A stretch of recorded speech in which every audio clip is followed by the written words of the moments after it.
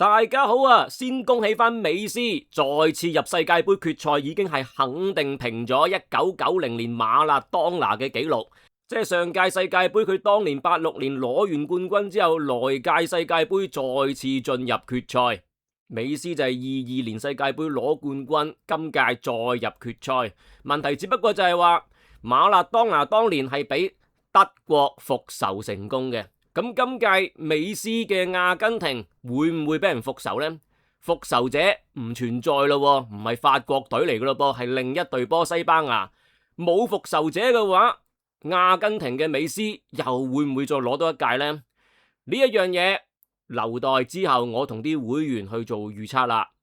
點解美斯會能夠入到世界盃嘅決賽？當然就因為英格蘭輸咗啦。英格蘭點解輸呢？賽前未有正選陣容嘅時候，我講咗好多英格蘭晉級嘅方法。咁無論你係控球在腳，令到美斯冇機會單天保至尊，定係你來回高速球，令到美斯唔夠速度，搞到英格蘭可以贏速度啊！呢啲方法咧都係可以嘅，但係我就講過係唔可以收縮嘅，因為你收縮嘅話咧，美斯咧就任玩噶啦。你見到今日去到最後，美斯咪任玩2個助攻，你睇下咯。就係英格蘭收縮緊。好啦，唔好講臨尾住先，講正選陣容。正選陣容我一攞到，我就立刻同啲會員講，唔再睇英格蘭贏，先睇打和1-1。而呢一個杜曹佢領先咗之後，一見到個調動，我就立刻講啦，會追翻，之後會反擊，就係喺一齊睇專屬直播嘅時候，同 YouTube 同 Patreon 嘅會員完全交代，最後係會絕殺晉級嘅係阿根廷，係90分鐘內。嗱，呢個預測嘅招數咧就萬試萬靈，成屆世界盃咧次次都係咁噶啦。2次荷蘭都係咁樣樣，荷蘭對日本，朗奴高文拎走咗速度型嘅反擊點，齋收縮唔反擊，9守必失嘅足球理論格局。當時佢一調動之後，我就即刻話啦，日本會追翻，結果咪就追翻2-2咯。好啦，去到荷蘭對摩洛哥一樣，都係冇反擊點，冇反擊，齋收縮，摩洛哥都係會入波，都係會晉級，都係9守必失。所以係萬試萬靈，喺同一個嘅調動水準下面，同一個調動情節下面發生同一件事。而係臨尾收縮，即使你領先緊都好，你冇反擊打翻出去，你捱唔住9守必失，必然會發生啊嘛。佢咪就係拎走咗最快嘅哥頓，跟住咧就唔換馬道基，唔加速前邊嘅反擊，齋收縮，係咁呃啲高佬落去後面都冇用，而且中場嗰個防守架構亦出現嚴重嘅問題，陣間我哋會講嘅。喺呢一度我見到好多會員立刻好急咁問我，點解杜曹會咁？佢唔相信佢嘅眼睛見到嘅事物，杜曹點解會收腹肌上身？陣間去到總結嘅時候，我有一個好確實嘅答案答到大家嘅，唔需要擔心。今日基本上係會將杜曹成屆世界盃嘅功過全部咧係一一答覆大家。嗱，到今日嚟講咧，好多人都仲係詬病緊杜曹嘅選人方法，咁啊就會話咧，就係如果唔係咁選嘅話咧，今日應該就係入決賽啦咁樣樣嘅。嗱，我可以依然話俾大家知，杜曹嘅選人係冇問題，問題發生咗喺用人方面。點解選人冇問題？一路走上嚟4強，佢最唔用嘅技術型球員有冇用？係冇需要用。之前面對密集係斬入去就解決問題啦，唔需要彭馬，唔需要科登幫手禁區頂送直線破密集嘅，冇呢啲球員嘅需要嘅。跟住之後收縮咧，用單搬出嚟都係夠高嘅。好啦，今日都係冇呢啲球員嘅需要嘅。入波係靠一個快攻上去嘅，係靠速度型哥頓入波，靠羅渣士斬波。呢啲都唔係純技術型球員做出嚟嘅動作同埋戰術嚟嘅，所以唔用彭馬唔用科登冇問題嘅，一樣入波嘅。好啦，防守呢，去到最尾穩守反擊，其實都冇反擊嘅，得個死守2個字。死守嘅時候俾人哋用高波侵擾到臨尾絕殺，係咪啲人話麥加亞就能夠頂到個波呢？係咪嗰一刻麥加亞肯定會出現嘅呢？係咪就一定係佢打嗰個位嘅呢？但係咧，未來一定有樣嘢咧就肯定出現嘅，都唔係未來啦，而家肯定係已經幫到手噶啦，就係 AI 人工智能。全香港第一個 AI 審批貸款嘅 App X Wallet App 已經全面升級啦。X Wallet App 除咗有 X 現金 AI 貸款之外，仲有大額私人貸款啦、結餘轉戶同埋先買後付添。而且我仲幫大家爭取到加碼優惠喎。新客戶用我嘅專屬優惠碼 HW8000 申請 X 現金 AI 貸款，批唔批到都好啦，都即刻先送你300蚊 XPay 電子現金券，確定埋貸款合約，再送你高達8000蚊嘅現金獎。快啲碌落去下邊 info box 條 link 嗰度 click 入去研究下啦。嗱，麥加亞會否真係喺嗰度出現呢？我答你唔到，但係如果我真係當佢一定喺嗰度出現嘅話呢，係冇錯嘅，佢會頂到個波嘅機會係大過史東斯嘅。麥加亞高過史東斯2寸，而史東斯啱啱頭髮頂到個波，咁當然呢啲人就會講啦，咁即係如果當時頂波嗰個係麥加亞嘅話呢，咁呢個波就冇事啦，就打加時。OK， 我可以話俾大家知，打加時都係英格蘭輸噶啦，你唔輸呢球輸第二球，因為根本無論遠射定係斬波都全部有晒方法入嘅。你頂到呢球都頂唔到第二球，英格蘭係久守必失啊，係一路冇反擊，一路死守啊，有麥加亞都未必好幫到手，甚至其實呢球波唔係話要怪啲後衛嘅，守門員係相當大責任。嗱，仲記唔記得世界盃未開嘅時候，我一句說話就係英格蘭成個大名單，我最擔心嘅係守門員啊嘛，係正選守門員畢福特啊嘛。嗱，你可以好清楚睇到嘅，安素費南迪斯個遠射一啲都唔靚，其實係射向正中間嘅啫。呢啲波呢，其實你俾其他4強8強嘅守門員去救，好大機會都救到，唔難救噶，根本係向住中間射啫嘛，有少少西啫嘛，西唔大噶。安素費南迪斯嘅射門一向都唔勁嘅，今次連角度都唔夠嘅。其實以一個有水準嘅守門員嚟講咧，係必然要救到嘅。仲有啦，第二球波斬落去，其實呢啲波咧係好貼龍門嘅。呢啲波咁貼龍門咧，後衛好難頂噶。好多時呢啲嘅情況咧係需要個守門員能夠判斷再係升起打手錘。如果你能夠升起加埋隻手嘅高度，其實你一定打到嘅，因為佢好貼門噶嘛。但係你有冇見到畢福特係發生咩事噶？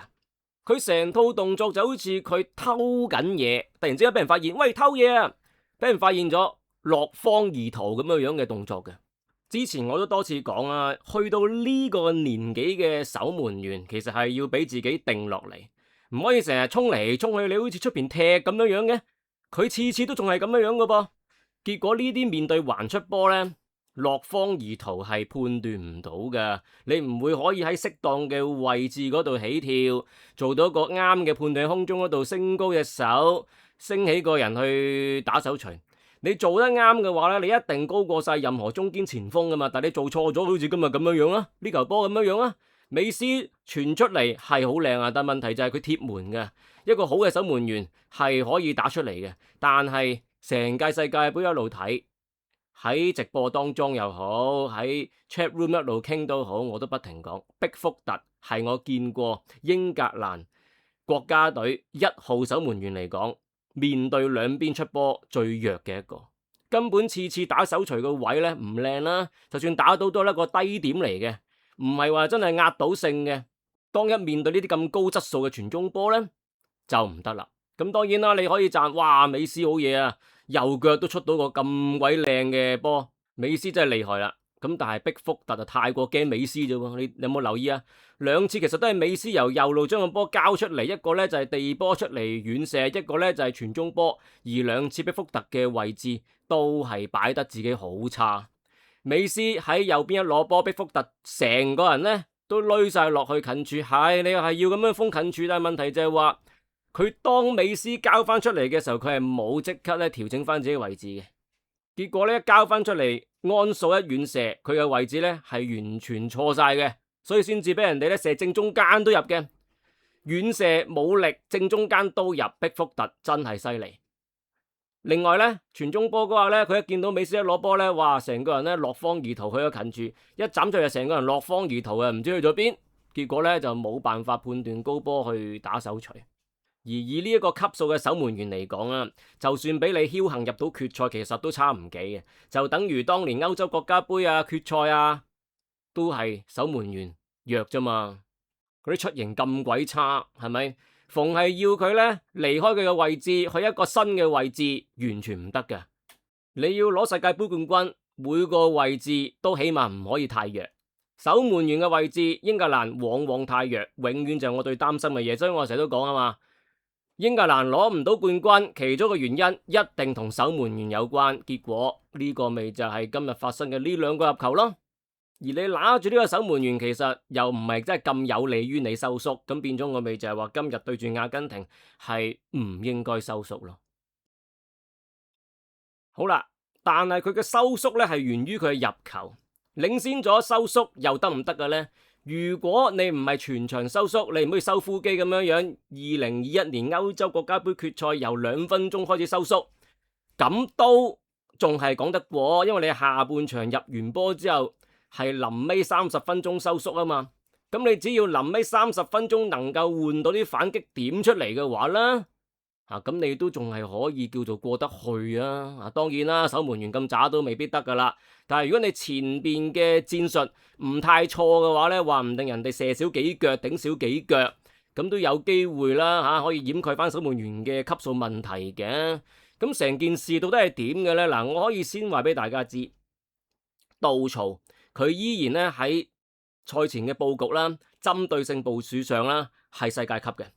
但係臨尾又如何為何收腹肌上身嘅呢？嗱，呢一度呢，就係今日要重點研究嘅一個問題啦。咁首先呢，我都必須要好公道咁樣講翻呢，就係其實杜曹今日嘅布局呢係唔錯嘅，甚至可以話呢幾有針對性嘅，甚至可以話呢係事後我哋先明嘅。嗱，一路睇落嚟呢，我都睇唔明嘅，但係事後睇翻呢，就知道佢係究竟做過啲乜，做咗啲乜。嗱，呢啲通常都係高手嚟嘅，因為高手咧就係高到咧你過程當中你未必明佢做緊啲咩嘅，但佢做完之後做到之後咧你就明噶啦。即係例如好似以前巴西朗拿度單刀波，佢啲單刀波射入咗之後，你先至開始明，咦，原來佢咁樣嘅決定係有理由噶，係事後你先至明佢做緊啲咩嘅。杜曹佢呢一個嘅布局係點樣樣嘅咧？嗱，我講過啦。對住阿根廷，你最好係咩呢？你最好係要控球在腳，控球在腳咧就令到美斯係冇時間單天保至尊啊！咁呢個呢，就真係西班牙先做得到嘅，英格蘭都做唔到嘅。英格蘭冇好嘅派牌啦，英格蘭後場嘅組織始終係冇西班牙咁好啦。英格蘭中場球員嚟比寧咸控球在腳嘅呢一個呢，慢慢踢佢唔係好識踢噶啦。咁所以英格蘭你要真係打到6-7成控球率呢，又做唔到嘅。咁杜曹都明呢一點啊，咁結果呢，佢亦都有個呢就係後補方案嘅，就係當冇辦法呢一個呢就係控球在腳嘅時候呢，咁都需要打翻啲反擊出去。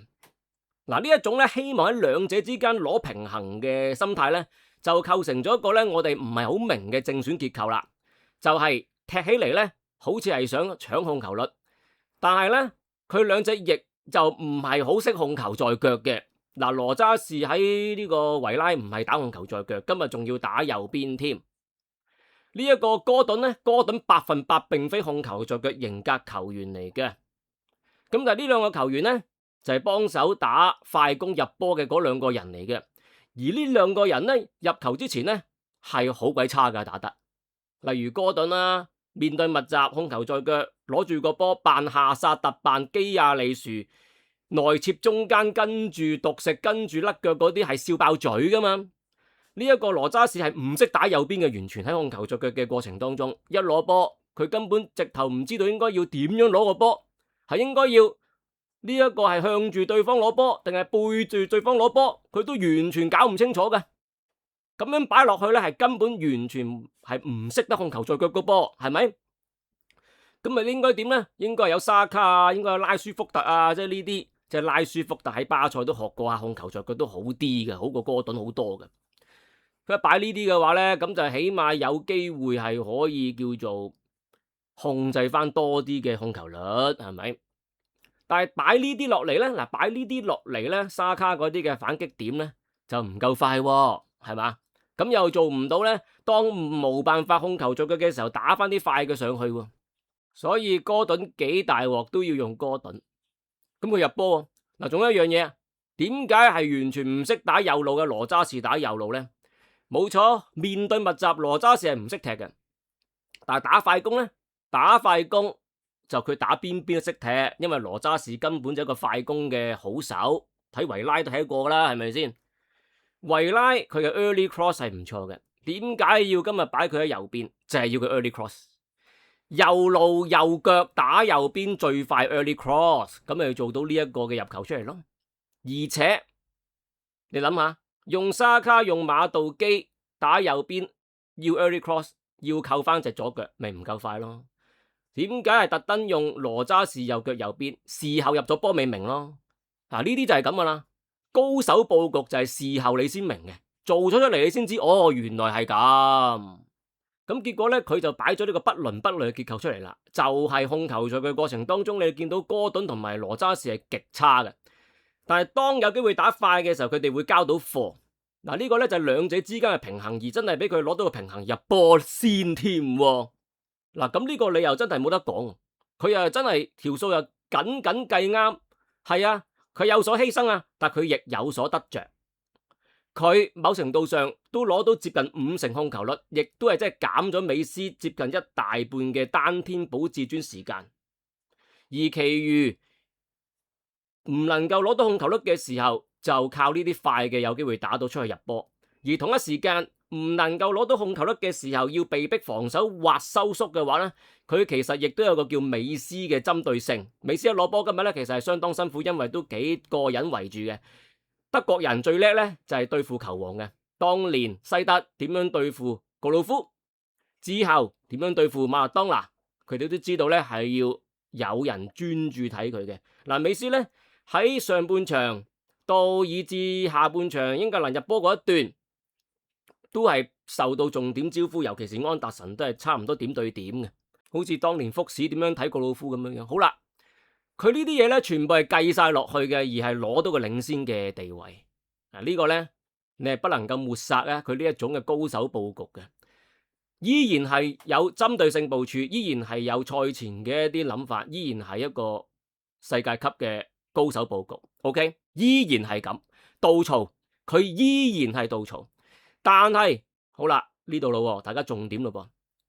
咁點解杜曹又臨尾又變翻收腹肌又輸翻嘅咧？可以咁樣樣嘅咧？領先咗都係好誇張噶啦，已經諗都諗唔明點解能夠領先啦，都領先埋啦，點解要咁調動咧？好啦，我哋首先諗一諗，點解佢要咁調動？轉5個後衛都諗住對方咧就係會斬高波啦。咁其實對挪威臨尾都係咁做咧，用埋單半。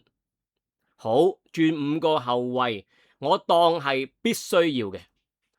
5-3-2啦，5-3-2嗰3個中場中咧，我嚟去看對方啲遠射啦。咁呢個拍大巴先叫完整啦。好啦，我當都要需要有3個中場中，5-3-2嘅架構，我當 fix 死點都要有。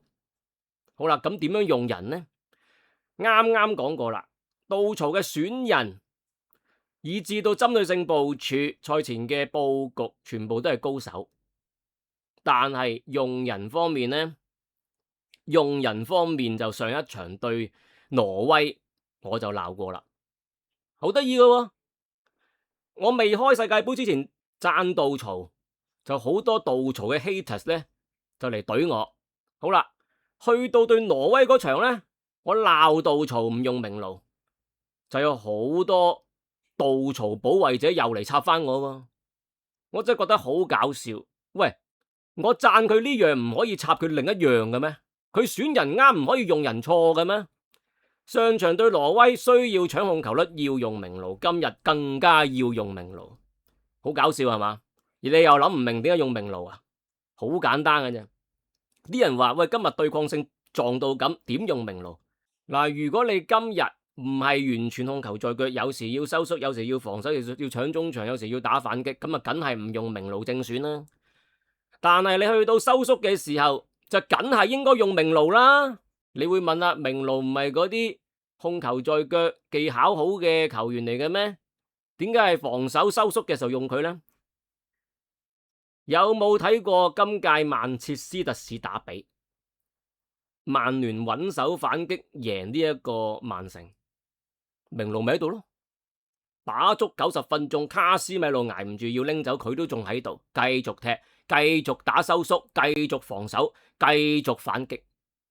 明奴喺嗰一場波發揮什麼作用？就係當曼城將個波送入禁區頂中央附近嘅位置，係有人遮晒線。明奴嘅防守唔係話嗰啲哇同你撞到飛起啊、飛鏟埋嚟啊嗰啲嘅，明奴係閱讀球賽高手，明奴係可以閱讀到你嘅傳送，再去截斷佢嘅，佢係唔需要同你有任何嘅對抗嘅，佢係同你遮線同埋呢一個 intercept 搶斷。當你不停俾人搶斷嘅時候，你中路嘅組織就無法達成啦。而明奴就係呢個破壞者，曼城當日就係俾佢收死嘅。你打緊收縮唔係要對抗啊，係要對位啊，要對線啊。呢個明奴就最叻嘅。好啦，冇明奴，你見到呢個3-5-2發生咩事呢？呢個5-3-2呢，係不停俾人哋交入中間遠射。喂，你有3個中場噶啦，你都不停俾人中間嗰度穿嚟穿去，再揾個位嚟遠射，你發生咩事啊？發生嘅事咪就係你嗰3個中場嘅防守都好差咯，淨係叫做得安達臣咧係似樣啲嘅，羅渣士咧，羅渣士唔係正式防守中場嘛，你繼續 keep 住佢嚟做乜 Q 嘢啊？又唔係已經攞嚟俾佢打反擊啦？呢一個咧，奧拉里先好笑。換奧拉里入嚟啊，諗住咧即係打後衛啦，高大啲咧係嘛？唔 Q 係打中場，拗頭拗到奧拉里來打中場都唔用明奴，奧拉里打中場都係攻強守弱，任何位置佢都係攻強守弱嘅人嚟嘅。無論打中場定係打左閘，佢嘅作用都係突然之間插入禁區入波啫嘛。喂，你而家係打咩啊？打收縮啊！打防守啊，唔係控球在腳，跟住插入禁區入波啦。你用奧拉里嚟做乜 Q 嘢啊？奧拉里完全唔識遮線，收縮嘅時候喺曼城都少打收縮啦。佢識 Q 咩？明奴呢？曼聯係打穩守反擊嘅球隊嚟噶嘛？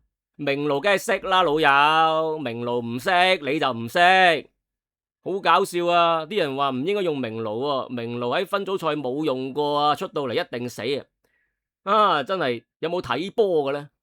明奴喺歐洲國家杯分組賽咪就係冇打過咯，一出到嚟咪即刻幫晒英格蘭點樣去猜啊，點樣去做波咯？有冇怯場？有冇好似利文斯咁樣犯過錯啊？明奴呢個球員嘅冷靜性格係唔怯場嘅。明奴呢一屆英超上半季完全冇打過，你當佢完全冇狀態啊？呵！卡維亞一上到嚟第一場用佢狀態勇到你都唔信，明奴呢條友你長期唔用佢，佢都有狀態嘅；你長期唔用佢，佢都唔怯場嘅。唔識就唔好扮 Q 嘢，話明奴冇用，話明奴冇大賽經驗，我真係跌咗喺度，即刻聽到下巴要即刻托翻起來。歐洲國家杯決賽唔係大賽嚟噶，咁啊呢個係咩賽事嚟噶？歐洲國家杯友誼賽嚟噶。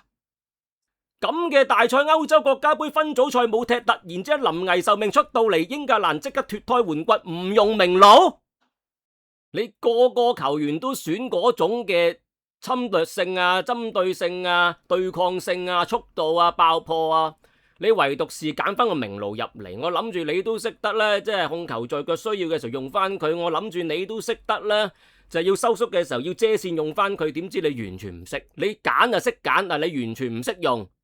咁係咪要懟啊？杜曹係咪要鬧杜曹啊？佢選人冇問題噶，選埋明奴兼前顧後係嘛？諗住佢都好 Q 醒啊！你唔用嘅，咁你選嚟做乜 Q 嘢啊？好啦，到個調動啦，到個調動啦，用奧拉里唔用明奴，跟住咧換啲後防入嚟，但係咧就拎走最快嘅哥頓。咁因為哥頓佢唔識打防中咯，佢要轉5-3-2咯，係咪啊？喂，咁但係你可唔可以換啲反擊點咧？即係拉舒福特、馬道基嗰啲得唔得嘅咧？兩個嘅防守力弱就是但用一個啦，係嘛？你計防守力弱，咁比寧咸都唔係咁叻防守啫。哈利簡尼啊，防守角球嗰時頂頭錘啊，咁你是但揀一個拎走啦，揾一個都係快嘅飆翻出去啦，好唔好啊？兩個都 keep 住。你當然有足夠嘅換人名額啦，你去到96分鐘落後咗先至換走翻呢一個史公斯同埋史賓斯，咁即係話你根本係有足夠嘅換人名額，用明奴同埋換呢一個馬道基或拉舒福特，點解唔換？有人話諗都諗唔明點解，呢個唔係杜曹啊，杜曹試過喺2021年歐聯決賽。換翻啲反擊點嘅出嚟去贏到曼城噶嘛？嗱，當日都係打5個後衛車路士，當日都係穩守反擊，當日都係有反擊打翻出去，當日都係靠1個半個反擊贏波，之後都喺度收縮，跟住之後都係頂埋佢，跟住都係冇久守必失，跟住捧杯噶嘛？杜曹2021年係攞歐聯冠軍封神噶嘛？佢嗰陣時個調動係點噶？嗰陣時個調動咪就係換走天姆雲拿，但係用翻佩利石咯。佩利石咩球員啊？速度型球員咯，咁咪打翻出去咯，咁咪得咯，咁咪 OK 咯。曼城嚟個噃，曼城有能力逼你久守必失啦啩？你都冇嘢，你都係5個後衛，你都係3-5-2，OK 嘅。點解當日 OK，今日唔 OK 咧？有人話佢係渣過修夫基，咁呢個係過分嘅評論嚟噶噃，因為杜曹嘅針對性部署，你睇下上半場高手布局，修夫基冇噶。你對比翻2021年歐洲國家杯同埋2024年歐洲國家杯嘅2次決賽啊，修夫基係唔識攻噶，完全唔識進攻噶，喺進攻上邊係完全冇脈絡噶。一開波蘇爾入波係一個偶發性嘅事件嚟嘅啫，2分鐘入波之後得個收縮，完全唔識攻嘅。去到2024歐洲國家杯決賽。入波係無啦啦彭馬遠射入波，就係完全無啦啦入波嘅啫。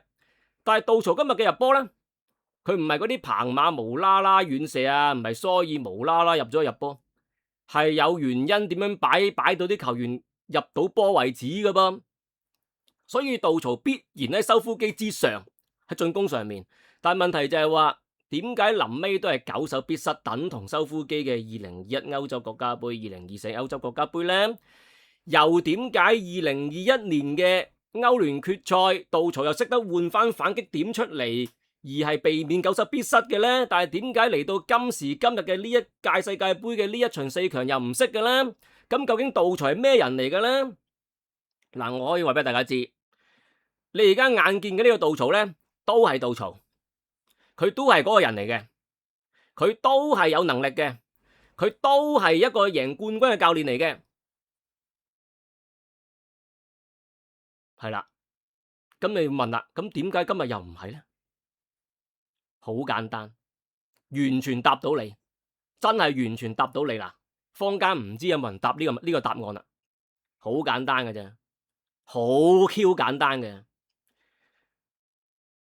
你對比下2020年歐聯決賽，一目了然，一目了然。你只要睇下啲歷史嘅賽事，佢點樣就知啦，好簡單咋。你咪睇咯，2020年歐聯決賽都係佢教嘅，佢教巴黎。歐聯決賽教完巴黎1年，就呢一個係教呢個車路士，就係歐聯決賽第2年都係佢，2次歐聯決賽連續2年都係佢教嘅，1年輸1年贏。2次佢都係打 underdog 嘅穩守反擊，2次都係對住主攻力強嘅對手，一次叫做拜仁慕尼黑係輸嘅，另一次叫做曼城係贏嘅。2次嚟講，最大分別在哪裏？喺調動上邊，你就咁睇就明白晒，一字咁淺。你只要有兩個不能換走的球星呢，就會咁啦。Very simple。車路士有冇不能換走的球星？沒有。Mason Mount可以換走，天母雲拿可以換走，咁咪補充到反擊點嘅速度耐力咯，就係咁簡單。巴黎聖日耳門呢，有兩條友唔換得走，一條友叫安巴比，另一條友叫尼馬。今天有兩條友不能換走，一條叫比寧咸，一條叫哈利簡尼。講完，你完全明晒，就係咁。只要有兩個是不能換走的球員、球星，任何教練都會變成這樣的。明晒啦？唔明啊？仲想反駁啊？再答你。葡萄牙點解9手必失輸俾西班牙？未就係因為不能換走的斯朗與班奴費南迪斯咯，兩個打足90分鐘咯，佢兩個都係臨尾冇反擊力咯。又唔服啊？再答你咯。同屆世界杯，葡萄牙如何贏克羅地亞？咪就係臨尾拎走斯朗、班奴費南迪斯咯。當兩個不能被換走的球星都能換走的時候，個教練未能夠做到嘢咯。馬天尼斯係一個咩教練啫？好多人都係佢廢嘅，但係佢拎走嘅都得，幾廢嘅都得，幾神嘅教練。只有兩個不能拎走的球星，你也會變成修夫基這樣子。抄下歷史你就明噶啦，足球理論嘅嘢咧，全部係通晒噶，互通晒噶。你只要一樣嘅行為咧，一樣嘅結果啊，呢啲就叫理論啦，呢啲叫科學點樣睇足球啦。成屆世界杯好多嘢都係互通噶，你唔換反擊點就朗奴高文噶啦。杜曹點解會變修夫基啊？睇翻歷史咪就係杜曹都試過咁噶，有尼馬有安巴比，佢咪又係咁。只要有呢啲就係咁噶啦，係咁簡單噶咋。足球其實一啲都唔複雜，足球最複雜係咩呢？最複雜呢？就一啲你不能預計嘅，即係無啦啦，譬如達尼啊轉身解又會踢咗呢個20碼會12碼咁樣樣咯。拉比奧特踢到波踩到腳都攞黃牌，呢啲咪就係你完全計唔到嘅嘢咯。呢啲同足球理論冇關嘅咯，你咪計唔到咯。但係呢啲咧，呢啲你反擊點冇嘅收縮嘅，咪9手必失咯。有兩個球星唔換得嘅，你咪打唔翻出去咧，你咪加唔到速前邊，你咪冇體力打翻出去，你咪一樣9手必失咯。就係咁 Q 簡單嘅啫嘛，足球。所以杜曹臨尾佢話冇後悔啊？點後悔啫？因為拎走哈利簡尼比寧咸，可能你哋咪又係插。你拎走哈利簡尼比寧咸，你打翻反擊出去1-1互射12碼，冇咗哈利簡尼，冇咗比寧咸，到時實12碼係輸嘅時間，你班友咪又係鬧翻佢為何拎走哈利簡尼比寧咸，咪就係咁啫嘛。其實係。既然係咁嘅時間，哈利簡尼比寧咸一定要喺度嚟互射12碼，咁你唯有就係揾個明爐出嚟遮下線，唔好俾人遠射，就係咁簡單。其實可變嘅方法就淨係得明爐，明唔明啊？所以點解由頭到尾呢兩場連續對挪威對阿根廷我都講明爐啊？係唯一可變嘅位置，可以改進嘅位置係得呢一點，其他你都唔喐得。哈利簡尼比寧咸唔 Q 喐得啊嘛，到喐嘅時候，到你嘅射12碼唔入嘅時候，你又俾人鬧啊嘛，到時你班友實鬧噶又，佢互射10碼輸緊咁滯噶，逼福特輸緊咁滯噶，明唔明啊？當杜曹佢知道12碼輸緊嘅時候，有逼福特嘅時候，佢咪唯有擺翻住哈利簡尼比寧咸，我盡咗力啦，咪就咁樣樣咯。所以當你聽完之後，你就明晒啦，完全明白晒添，唔會再問問題啦。杜曹點解會咁？咪就係咁。幾世界級嘅教練都有掣肘噶，佢係唔用明爐咯。我唯一要懟嘅就係，但係其他嘅咧，其實你明晒嘅，你知道點解嘅，你會明白點解會修夫基上身。又調翻轉頭啦，修夫基咪都係面對呢啲問題咯。點解摩連奴佢死都唔教葡萄牙？因為佢仲係見到班奴同斯朗唔換得走， C 朗般奴唔踢嘅，2030年零尾摩連奴教葡萄牙咯，好簡單噶咋。或者我再俾多個思維訓練大家，調轉啦。今日係阿根廷領先嘅，輪到英格蘭主攻係咁均高波入去，美斯係唔換得走嘅，咁咪輪到阿根廷有機會九十必失咯。美斯唔換得走嘅，艾華利斯唔換得走嘅，咪有機會咯。一樣嘅就係，其實調翻轉噶。咁所以英格蘭入波先係可能唔係咁好彩嘅。調翻轉頭，阿根廷打逆境波呢，嗱咁佢就從來冇九十必失嘅問題。對住埃及，佢又係落後先，跟住又係唔使收縮。好啦，對住瑞士呢，阿根廷就係啦，一 Q 樣噶啦，亦都史卡朗尼未等於稻草。史卡朗尼係晉級入決賽啊，但係佢對住瑞士呢，對瑞士咪一 Q 樣，咪又係換唔走美斯，換唔走艾華利斯，跟住咪又係冇反擊，跟住咪又係點啊？跟住咪又係差唔多俾瑞士反級，係好彩伊保路紅牌啫嘛。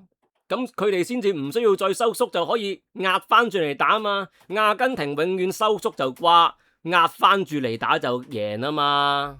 所以今次咪輪到壓翻住英格蘭嚟打，咪佢哋贏咯。如果你調翻轉英格蘭落後在先，跟住係阿根廷收縮嘅，又有機會調翻轉咯，係咪啊？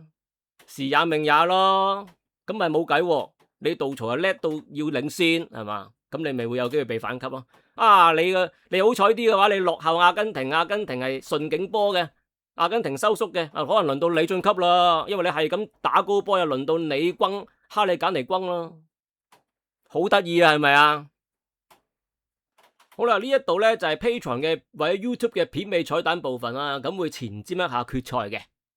嚟緊我會繼續努力做全職嘅足球評論，如果你想對於何 wing 嘅堅持作出實質性嘅支持嘅話，就記得 join Patreon 啦，會越嚟越多獨家嘅節目，包括獨家轉會評論啦、獨家賽後評、獨家大戰預測、獨家英超強隊每周文字預測，加上 YouTube 普通影片最後嘅片尾彩蛋啦。要聽晒以上嘅節目都只係需要40蚊港紙嘅咋，再加多20蚊就有埋每個月2次嘅專屬直播，攞到正選陣容，再預測2場準備開波嘅大戰。如果再想支持多啲呢，就可以睇埋額外嘅比賽剪接畫面再預測，精裝版微觀聲畫同步，加入最高嘅球王級別就可以啦。咁如果你係學生、長者或者有需要人士，就可以以75蚊嘅優惠訂閱。希望喺 Patreon 見到大家啦！